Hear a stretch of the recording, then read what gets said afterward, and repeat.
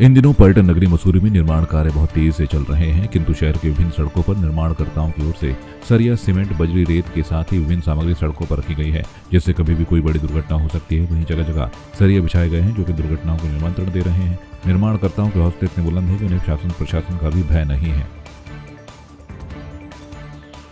इसमें हमने अपने अभियंत्रण विभाग को यानी साहब को कह दिया है कि वो चालान की कार्रवाई करेंगे और जितनी भी जगह हमारे ये मलबा पड़ा हुआ हमारे वर्क एजेंटों को भी आदेश कर दिया है कि वो उनकी सूची दे और उन पर चालान की कार्रवाई करें। इसमें चालान की कार्रवाई करेंगे। एक्चुअली इसमें जो बाईलॉग हैं उसमें ये है कि अगर कोई सड़क पर मलबा उतारता है तो उसे नगर पालिका से परमिशन लेके शुल्क जमा करके परमिशन लेनी होगी और 24 घंटे के अंदर उसको शिफ्ट करना होगा। तो यहाँ पे कोई भी परमिशन ले नहीं रहा है, तो इसमें हम सर्वे करा के और सबकी चालानी की कार्रवाई करेंगे। चंडीगढ़ मेयर चुनाव में भाजपा की ओर से की गई धांधली के बाद सर्वोच्च न्यायालय के आदेश के बाद कुलदीप कुमार को मेयर का पद दिया गया, जिससे वाल्मीकि समाज में खुशी की लहर है। मसूरी में वाल्मीकि समाज, शहर कांग्रेस और आम आदमी पार्टी के लोगों ने इस मौके पर मिष्ठान वितरित किए और कुलदीप के समर्थन में नारेबाजी की। देखिए, जैसा आप सबको ज्ञात है कि चंडीगढ़ में पिछले एक माह के अंदर एक मेयर का चुनाव हुआ था और मेयर का चुनाव में जो लोग प्रत्याशी थे और किस तरह से उस रिटर्निंग ऑफिसर ने लोकतंत्र का मजाक बनाया, जबकि 20 जो मेंबर्स थे वो कांग्रेस और आपके थे, जो निश्चित तौर पर वहाँ पे मेयर इंडिया गठबंधन का बनना था। लेकिन रिटर्निंग ऑफिसर की आपने देखा होगा किस तरह से उन्होंने लोकतंत्र का मजाक उड़ाया और किस तरह से बैलेट पेपर का दुरुपयोग कर करके 8 बैलेट निरस्त किए और उनको उससे बाहर कर दिया मेयर से और दूसरे को जबरदस्ती एकदम मेयर घोषित कर दिया। अगर आज पूरे भारत में न्यायपालिका नहीं होती तो क्या पता वही मेयर होते जिनको उन्होंने घोषित कर दिया था। लेकिन न्यायपालिका पे आज इनके जो उन्होंने निर्णय लिया और दोबारा कुलदीप कुमार जी को मेयर के रूप में घोषित किया, तो आज हमारे को विश्वास है कि भारत में अभी एक चीज़ तो जिंदा है, न्यायपालिका।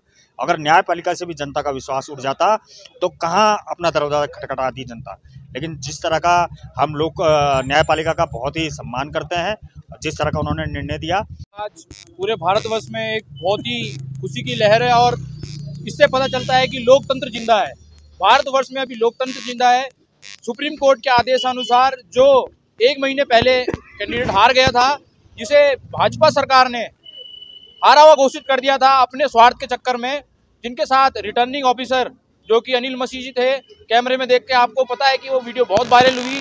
उसी का संज्ञान लेते हुए सुप्रीम कोर्ट ने आदेश दिया कि जो हमारे कुलदीप कुमार जी जो कि वाल्मीकि समाज से ही संबंध रखते हैं और पूर्व में वहीं पर सफाई कर्मचारी भी थे, आज वही उसी कुर्सी पर मेयर के रूप में बैठे हैं और ये आने वाले भविष्य के लिए एक बहुत ही प्रेरणा स्रोत उदाहरण रहेगा कि इस समाज में, भारतवर्ष में कोई भी वर्ग हो, चाहे वो SC, OBC, ST या सामान्य, सबको समान अधिकार है लोकतंत्र में जीने का और अपनी लड़ाई लड़ने का। पौड़ी की विभिन्न समस्याओं के निराकरण की मांग को लेकर पौड़ी की जनता सड़क पर उतरी और इन समस्याओं पर शासन प्रशासन का ध्यान केंद्रित करने के लिए जन आक्रोश रैली में जोरदार प्रदर्शन किया गया। व्यापार सभा ने भी जन आक्रोश रैली को अपना समर्थन देते हुए पौड़ी के बाजार को पूर्ण रूप से बंद रखा। वहीं सैकड़ों की तादाद में स्थानीय जनता, व्यापार सभा और विभिन्न सामाजिक संगठनों ने सड़क पर उतरकर जोरदार प्रदर्शन किया। स्थानीय जनता ने बताया कि उत्तराखंड बनने के बाद सबसे अधिक उपेक्षा पौड़ी की हुई है। स्वास्थ्य व्यवस्था यहाँ चौपट हो चुकी है। हाँ, देखो, ये संघर्ष समिति एक गैर राजनीतिक संगठन है और इसमें पौड़ी की जनता जिनको पीड़ा थी, जिनको पीड़ा है पौड़ी के प्रति, जो यहाँ पे पौड़ी पे रह रहे हैं, उनको जो उनकी पीड़ा आज उजागर हुई है जन आक्रोश रैली के माध्यम से। और ये किसी को व्यक्तिगत बुलावा नहीं किया गया था, एक आह्वान किया गया था और इसमें स्वतः स्फूर्त होकर पौड़ी की समस्त जनता ने, मातृशक्ति ने, व्यापार संघ ने, सेवानिवृत्त कर्मचारी संगठनों ने, नागरिक कल्याण मंच के वरिष्ठ जनों ने, बार एसोसिएशन ने यहाँ पे प्रतिभाग किया है और उनके द्वारा पूर्ण समर्थन इस संघर्ष समिति को दिया गया है और उनके द्वारा भी आश्वस्त किया गया है कि यदि 25 तारीख तक मांगे नहीं मानी जाती तो जो कार्मिक आंदोलन यहाँ पे एक वृहत आंदोलन किया जाएगा, उसमें पूर्ण समर्थन सभी संगठनों की होगी। उस रैली का आयोजन किया गया था पौड़ी की समस्याओं के समाधान को लेकर और जिस तरह से राज्य गठन की बात से पौड़ी की लगातार विभिन्न सरकारों के द्वारा उपेक्षा रही, उसको लेकर पौड़ी की जनता स्वयं सड़कों पर उतरी है। हमने आज 12 सूत्रीय मांग पत्र जिलाधिकारी के माध्यम से मुख्यमंत्री को दिया है और उन्हें समय दिया कि 25 तारीख तक अगर हमारी मांगों को नहीं माना जाता है या फिर कोई सकारात्मक वहाँ से निर्णय नहीं होता है तो फिर 25 तारीख से आमरण अनशन की तैयारी। देखो बाबू देखो कितना चमका रखे, पौड़ी देखो कितना खाली कर रखे, बेरोजगारी फैल रखी है तो पौड़ी बच्चों के लिए फैल रखी बेरोजगारी पौड़ी वालों को फैले। यहाँ रोड देखो, एक भी रोड में जो एक तो रोड देखो तो चारों तरफ गड्ढे पड़ रखे। पैदल आओ देखो तो रोडों का हालत, गाड़ी बाहर आ रहे, कोई जहाज बाहर है, कोई गाड़ी बाहर रखी थी, वो सारी मिट्टी भर रखी थी। यहाँ दिखाने के लिए मिट्टी भर रखी थी वहाँ चारों तरफ। मैं कहना चाहूँगी हम एक झंडे के नीचे, भारत माता के झंडे के नीचे आज लोग सभी एकत्रित हुए पौड़ी की पीड़ा को लेके हुए हैं, क्योंकि पौड़ी में जन समस्याओं का जो है अंबार है वो दिन प्रतिदिन बढ़ता जा रहा है। हमारा पौड़ी दिन प्रतिदिन खाली होता जा रहा है और उसकी पीड़ा हर एक जन को थी। आज जो भी यहाँ पे आए थे अपने दर्द को लेके यहाँ पे आए थे। हम चाहते हैं कि सबसे पहली समस्या हमारी जो है वो जिला मुख्यालय में जो है सबसे बड़ी है वो है स्वास्थ्य और शिक्षा की। स्वास्थ्य हमारा जो है चरमरा गया है, लोग बीमार पड़ रहे हैं लेकिन क्या है उनको सोचना पड़ रहा है कि वो अपने मरीज को लेके कहाँ जाए। तो हम चाहते हैं कि जिला मुख्यालय का जो जिला अस्पताल है उसको पीटी मोड़ से हटाकर उसे पूर्व की भांति संचालन किया जाए। और पानी की समस्याएं हैं, कचरे की समस्या, तमाम समस्याओं को लेकर आज हमारा जन समूह उमड़ के आया था। उसमें हर वर्ग का, हर पार्टी का व्यक्ति था। इवन मैं आंगनबाड़ी संगठन से मैं लिखित में लेके आई हूँ कि संघर्ष समिति को मैंने अपना लिखित में समर्थन किया।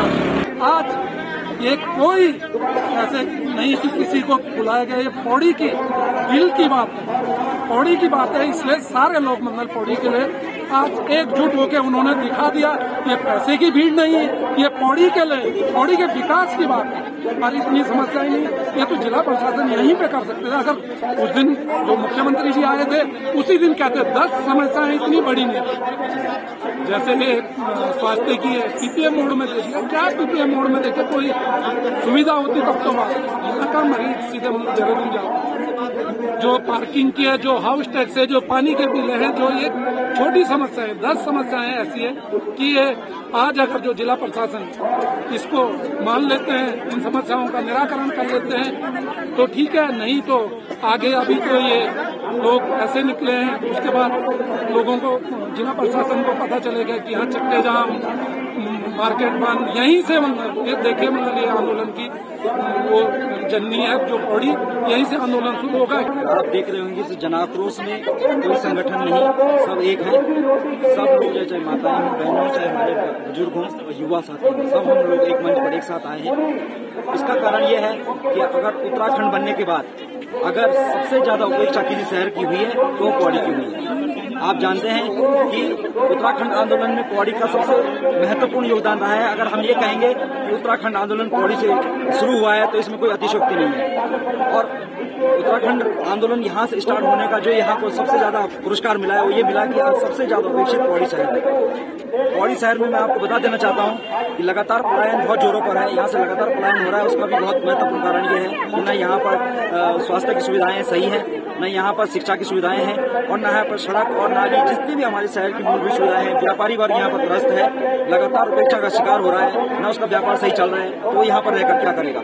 तो मैं इतना कह देना चाहता हूँ कि इस उपेक्षित पौड़ी में अब एकमात्र विकल्प है आंदोलन, क्योंकि जिस तरह से हमने उत्तराखंड आंदोलन के लिए पौड़ी से एक आंदोलन स्टार्ट किया, उसी तरह का आंदोलन अब पौड़ी के स्वाभिमान को बचाने के लिए हम लोगों को करना चाहिए। ज्ञापन था, ज्ञापन ले लिया गया है, उसमें कुछ मांगे थी तो वो आगे प्रेषित कर दिया जाएगा, उस पर कार्रवाई नियमानुसार कर ली जाएगी। ये कुछ उनकी मांगे हैं रोड की, और इसके बाद टैक्सी का जो इनका टैक्सी स्टैंड के बारे में, तो जो भी है वो पॉइंट टू पॉइंट डिस्कस करके उसका नियमानुसार कार्रवाई कर ली जाएगी। अल्मोड़ा में मौसम ने अचानक करवट ली है। दिन में हल्की बारिश के साथ हुई बर्फबारी से सब हैरान हो गए। लोगों का कहना है कि ऐसी घटना पहली बार दिखी है जिसमें ऊंचे पहाड़ों में बर्फबारी न होकर सिर्फ अल्मोड़ा शहर में बर्फबारी हुई है। कुछ लोग इसे प्रकृति से छेड़छाड़ का नतीजा मान रहे हैं तो कुछ एक अद्भुत घटना।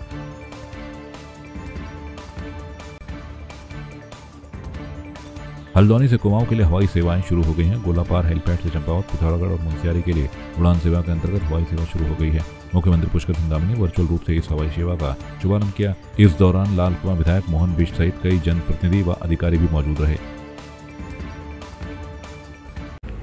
देखिए, हेरिटेज एविएशन द्वारा अभी हल्द्वानी से मुनस्यारी, पिथौरागढ़ और चंपावत के लिए जो ये हेली सेवा शुरू की गई है, इससे न केवल पर्यटन को बढ़ावा मिलेगा, यहाँ की जो हमारे पहाड़ी ज़िलों की आर्थिकी है उनमें सुधार होगा, रोज़गार के अवसर बढ़ेंगे और सबसे महत्वपूर्ण कार्य जो इसका जो एक महत्वपूर्ण फीचर जो इसका हो रहेगा, जो पहाड़ की विषम भौगोलिक परिस्थितियों में कई बार आपदा की स्थिति हो जाती है, कई बार बड़ी दुर्घटनाएं हो जाती हैं, उसमें तुरंत राहत देने के लिए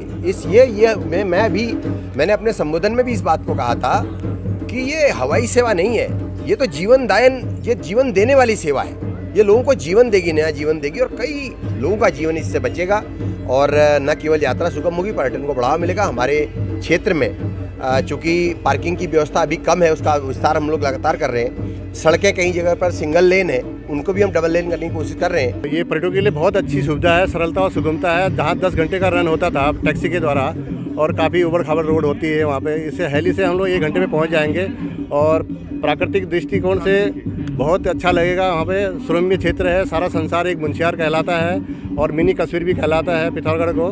तो पिथौरागढ़ के सीमांत जनपद के जो ये हेली सेवा शुरू की है, मैं सरकार को बहुत बहुत शुभकामनाएं देता हूँ और बधाई देता हूँ। हल्द्वानी में गौ रक्षकों ने सिटी मजिस्ट्रेट को ज्ञापन सौंपते हुए शहर में बिरयानी की दुकानों पर हलाल प्रामाणिकता का बोर्ड लगवाने और मंगलवार को सभी बिरयानी की दुकानों को बंद करने और इनके संचालक एवं कर्मचारियों को सत्यापन कराने की मांग की है। संगठन से जुड़े लोगों का कहना है कि शहर में इन दोनों बिरयानी की दुकानों की बाढ़ सी आ गई है, जिनमें अधिकांश लोग दिल्ली, मुरादाबाद, रामपुर, बरेली जैसे बाहरी शहरों से आकर दुकानें संचालित कर रहे हैं। मामला इस प्रकार है कि हिंदू बाहुल्य क्षेत्र में बहुत सारी अधिकांशतः हलाल ये बिरयानी की दुकानें खुली गई हैं और जैसा कि हमें पता लगा है कि इन बिरयानी की जो दुकानें हैं उनमें मुख्यतः हलाल वाला मीट जो है वो परोसा जा रहा है, जिससे कि हिंदुओं का धर्म भ्रष्ट करने की एक सोची समझी साजिश है। उसके बाद एक अनुरोध सिटी मजिस्ट्रेट साहब से ये भी है कि जो भी ये जो शॉप हैं बिरयानी की, इनमें जो कर्मचारी कार्यरत हैं उनका सत्यापन करवाया जाए और उनका जो ये शॉप है, इनका जो लाइसेंस है, लाइसेंस का भी उनका चेक करवाया जाए, इनके पास लाइसेंस है या नहीं है। इस विषय में भी हमने उनके एक ज्ञापन दिया है ताकि जो भी है सभी सर्टिफाइड तरीके से काम किया जा सके। आपका नाम? देखिए, आज हम लोग सिटी मजिस्ट्रेट बहन जी को ज्ञापन देने आए हैं। जैसा कि हम सब देख रहे हैं कि इस समय पे हल्द्वानी शहर में बिरयानी की दुकानें अधिक मात्रा पे खुल गई हैं, जो बरेली, दिल्ली, रामपुर और मुरादाबाद जैसे क्षेत्रों से आकर हिंदू बहुमूल्य क्षेत्र में संचालित हो रही हैं। और हमने इनमें देखा कि इन बिरयानी की दुकानों में अधिकतर हलाल मांस को परोसकर हिंदू व्यक्ति का धर्म भ्रष्ट करने का कार्य किया जा रहा है। हमारा सिटी मजिस्ट्रेट से यही मांग है कि इन सभी बिरयानी की दुकानों में हलाल प्रमाणिकता का बोर्ड लगे और यह जितनी भी दुकानें हैं मंगलवार वाले दिन पूर्ण रूप से बंद हों और जितने भी इन बिरयानी के संचालक हैं और इनके कर्मचारी हैं, इन सभी का सत्यापन हो। यह हम मांग करने सिटी मजिस्ट्रेट कार्यालय आज आए हैं। देखिए, इसी चीज़ का हमारा विरोध चल रहा है। पहले तो मांस की पूर्ण रूप से दुकानें बंद हों। हिंदू बाहुल्य क्षेत्र आप यहाँ देख सकते हैं 8 तारीख को कैसे माहौल को बिगाड़ा गया, क्योंकि बाहर से आए हुए व्यक्ति इनका सत्यापन किया जाए, कैसे यहाँ आए हैं, क्या इनके पास यहाँ की प्रमाणिकता है। उसके पश्चात जो आप ये दुकानें खोल के बैठे हैं उसका आपके पास सत्यापन है या सत्यापन नहीं है, उसकी प्रमाणिकता की जांच की जाए। कैसे आप मांस परोस रहे हैं, हलाला का है, झटके का है, उसका आप सत्यापन करें, वह हमको बताया जाए। मंगलवार को पूर्ण रूप से बंद की जाए, यह हमारा सबसे अनुरोध है, चाहे वह हिंदू हो या मुस्लिम हो या किसी भी अन्य धर्म के लोग हों। सबसे हमारा यही अनुरोध है कि मंगल को आप पूर्ण रूप से बंद करें और आप जो भी मांस परोस रहे हैं उसकी प्रमाणिकता प्रसारित की जाए, जिससे हम लोगों को यह पता चल सके कि खाने वाला क्या चीज़ खा रहा है। हल्द्वानी के बनभूलपुरा में हुई हिंसा के बाद अब हालात पूरी तरीके से सामान्य है, लेकिन बनभूलपुरा क्षेत्र का एक वीडियो कल से सोशल मीडिया में तेजी से वायरल हो रहा है। वीडियो हैदराबाद से आए एक युवक सलमान का है, जो बनभूलपुरा के दंगे में प्रभावित लोगों को रुपए बांटता नजर आ रहा है, जिसका वीडियो सोशल मीडिया में तेजी से वायरल हो रहा है। ऐसे में इस पूरे मामले को लेकर एसएसपी नैनीताल प्रहलाद मीणा ने बताया कि युवक से पुलिस की टीम ने पूछताछ की है। देखिए, सोशल मीडिया में एक वीडियो वायरल हुआ है जिसमें यहाँ पे किसी व्यक्ति द्वारा कुछ लोगों को पैसा बांटने का मामला संज्ञान में आया था।